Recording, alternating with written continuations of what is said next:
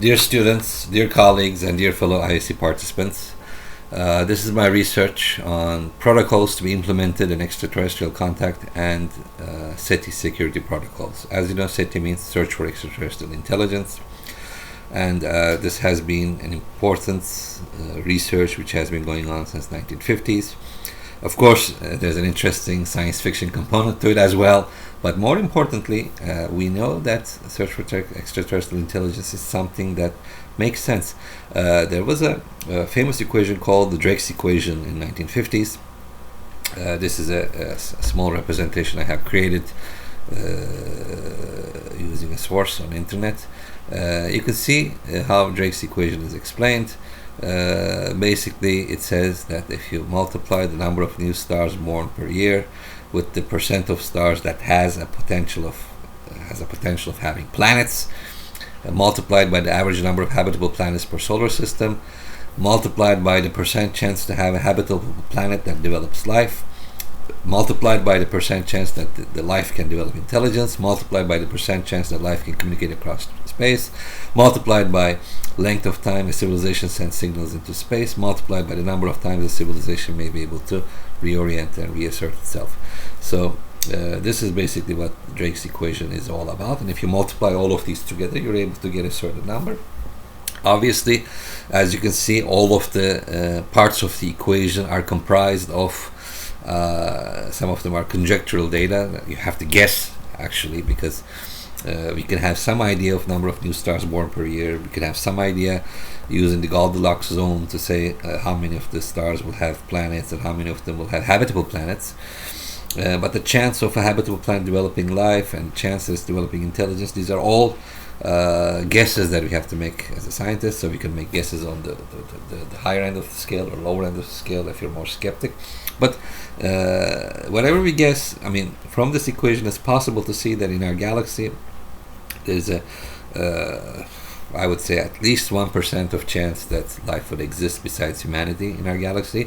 And if we take universe into account, that, as you know, there are like countless amounts of galaxies in our universe, then that chance increases greatly that extraterrestrial intelligence may be found on our planet. That being said, as a scientist, I do believe that one day extraterrestrial intelligence contact will be made. But the problem is, yes, that extraterrestrial contact may be made, maybe not today, maybe 10 years down the line, 100 years down the line. But is it a threat or a gift? Because we really have to think very hard about the potential that contact with an ETI can bring. I mean, is it a gift? I mean, if you think about it, if you're able to communicate with them, we could understand about science and technology. Even if you don't understand their technology, even if it's so advanced, because obviously they're able to travel from large distances to Earth, perhaps in a much shorter amount of time than we'll be able to do. So even though they may have very advanced technology, we will still be able to understand something, because even by seeing it that something is possible would give a chance for humanity to advance its science. For example, right now, as per Einstein's relativity equations, we know that it's possible to travel at the speed of light because the mass expansion becomes infinite. But if you see ETI having technology to travel faster than light, if let's call it FTL, then at least we will know it's possible, even though we may not understand how, but at least we will know it's possible, so we can start searching in that own direction. So I do believe communication with ETI would bring a lot of advancements to our science and technology, even if they don't disclose anything to us, just by seeing what they can do. But could it also be a threat? Could there be certain resources that's not found anywhere else but Earth? Could there be some ulterior motive that we are not able to understand because we're thinking like humans? They may not think in both scales. They may not be a threat. They may not be a gift, but they may be something in between with a motive that we're not able to understand now. Therefore, it's very important for certain protocols to be implemented in SETI, which is Search for Extraterrestrial Intelligence. So what is this?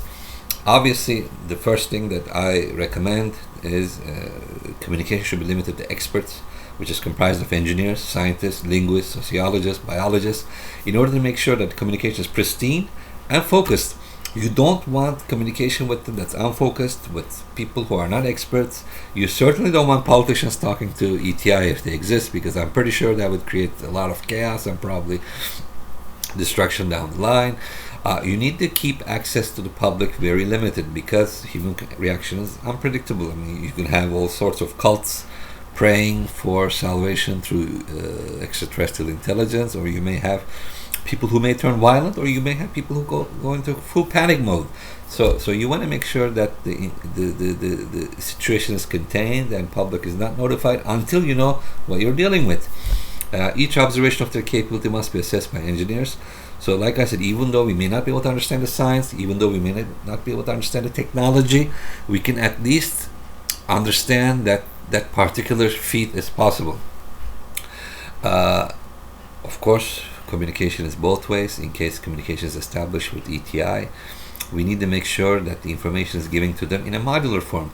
That means we don't want to give more information than necessary. Now, people might say they already have advanced science and technology. They'll probably know more about us than we know about ourselves. That may very well be true. But still, the way we produce and we present information can also help them understand perhaps that we have security concerns as well. So I do believe that contact with an ETI should have certain security protocols in place. Yes, it's something to be rejoiced, but at the same time we have to make sure that the scientific community is prepared. I do believe that maybe at the United Nations level there should be certain protocols in place that will be implemented by any country or civilization that comes across such information. Thank you very much for listening to my short presentation. Please feel free to go to my website www.drgavan.com or www.aerospacelectures.com if you wish to communicate further with me on the subject. I wish everybody happy IAC and enjoy the rest of your International Astronautical Congress. Thank you.